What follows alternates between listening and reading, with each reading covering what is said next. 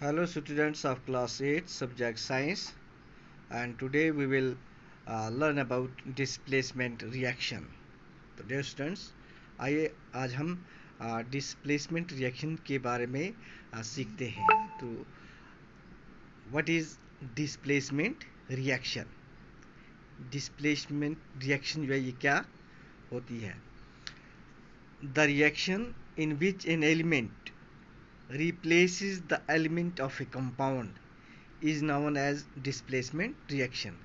यानी कि displacement reaction एक ऐसी रिएक्शन होती है जिसमें से एक एलिमेंट जो है वो दूसरे एलिमेंट को कंपाउंड से क्या करता है, रिप्लेस करता है. तो ऐसी रिएक्शन को डिस्प्लेसमेंट रिएक्शन कहते हैं. और या displacement reactions are those reactions in which one metal displaces another metal in a reaction. यानी कि डिस्प्लेसमेंट रिएक्शंस वो रिएक्शंस होती हैं जिनमें एक मेटल्स दूसरी मेटल्स को रिएक्शन में क्या करती है, डिस्प्लेस करती है. यानी कि आप ऐसे भी कह सकते हैं, a more reactive metal displaces a less reactive metal from its compound. यानी कि आप समझ लीजिए कि जो मोर रिएक्टिव मेटल्स होते हैं वो लेस रिएक्टिव मेटल्स को कंपाउंड से क्या करते हैं, डिस्प्लेस करते हैं. A more reactive metal displaces a less reactive metal from its compound. यानी कि एक मोर रिएक्टिव मेटल जो होता है वो दूसरे लेस रिएक्टिव मेटल को क्या करता है, कंपाउंड से डिस्प्लेस करता है. तो आइए विद एग्जांपल हम समझते हैं. Number A, copper sulphate plus iron. यानी कि जब कॉपर सल्फेट और आयरन जब आपस में रिएक्ट होते हैं तो ये क्या देते हैं, gives rise to iron sulphate and copper. Copper sulphate plus iron gives rise to iron sulphate and copper. तो डियर स्टूडेंट्स, कॉपर सल्फेट का फार्मूला है CuSO4 और आयरन का है Fe. ये दोनों जब आप एक दूसरे के साथ रिएक्ट होते हैं तो आयरन जो है ये मोर रिएक्टिव है than copper.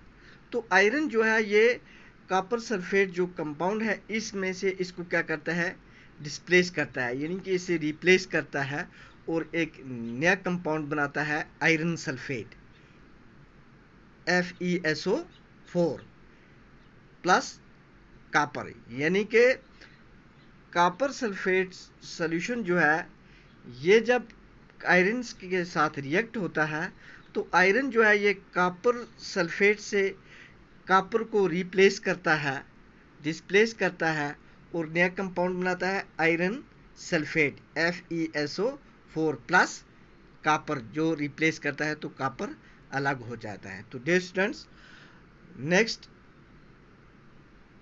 Copper sulphate plus zinc.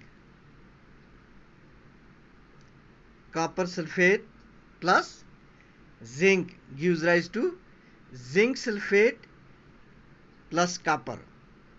जब कॉपर सल्फेट सॉल्यूशन में के साथ जिंक जब रिएक्ट होता है तो जिंक जो है ये मोर रिएक्टिव है देन कॉपर से. तो जिंक जो है ये कॉपर को क्या करता है, रिप्लेस करता है, डिस्प्लेस करता है कंपाउंड से. तो ये नया कंपाउंड बनाता है जिंक सल्फेट. क्या बनाता है, zinc sulphate ZnSO4 plus copper. Copper को ये डिस्प्लेस कर देता है, यानी उस कंपाउंड से रिप्लेस कर देता है. तो क्या बनता है, जिंक सल्फेट प्लस कॉपर. एक बार फिर जान लीजिए, कॉपर सल्फेट प्लस जिंक यानी कि CuSO4 copper sulphate plus Zn हो गया जिंक. ये दोनों जब रिएक्ट करते हैं तो जिंक जो है ये मोर रिएक्टिव है कापर से, तो ये कापर को इस कापर सल्फेट सोल्यूशन से रिप्लेस करता है, तो नया कंपाउंड बनाता है zinc sulphate ZnSO4 plus Cu copper, और जिंक सल्फेट नया कंपाउंड बन जाता है और कापर को ये रिप्लेस करता है, कापर अलग हो जाता है। तो कापर सल्फेट जो है ये ब्लू सोल्यूशन होता है और जिंक जो है ये सिल्वरी वाइट होता है। जिंक सल्फेट जो है ये कलरलेस सोल्यूशन होता है और कापर जो है ये रेड ब्राउन होता है। तो next iron sulphate plus copper, जब हम आयरन सल्फेट और कापर को आपस में रिएक्ट करते हैं, इन दोनों को जब मिलाते हैं तो they give rise to no displacement reaction. तो इसमें डिस्प्लेसमेंट रिएक्शन नहीं होती है। क्यों नहीं होती है? क्योंकि आयरन सल्फेट जो है FeSO4 प्लस कापर जो है ये लेस रिएक्टिव है आयरन से, तो इसलिए ये आयरन को रिप्लेस यानी कि उस कंपाउंड से डिस्प्लेस नहीं कर पाता है, तो इसमें नो डिस्प्लेसमेंट रिएक्शन, तो ये डिस्प्लेसमेंट रिएक्शन नहीं है। तो डियर स्टूडेंट्स, आप यहाँ समझ लीजिए कि iron sulphate FeSO4 plus copper यानी ये जब रिएक्ट करते हैं तो ये कापर जो है ये लेस रिएक्टिव है, तो इसलिए ये इस कंपाउंड से यानी आयरन सल्फेट सोल्यूशन जो है इसमें से आयरन को ये डिस्प्लेस यानी कि रिप्लेस नहीं कर पाता है, क्योंकि कापर जो है ये लेस रिएक्टिव है। तो ये कौन सी रिएक्शन है? नो डिस्प्लेसमेंट रिएक्शन, इसमें डिस्प्लेसमेंट नहीं होती है। तो डियर स्टूडेंट्स, आज के लिए इतना ही।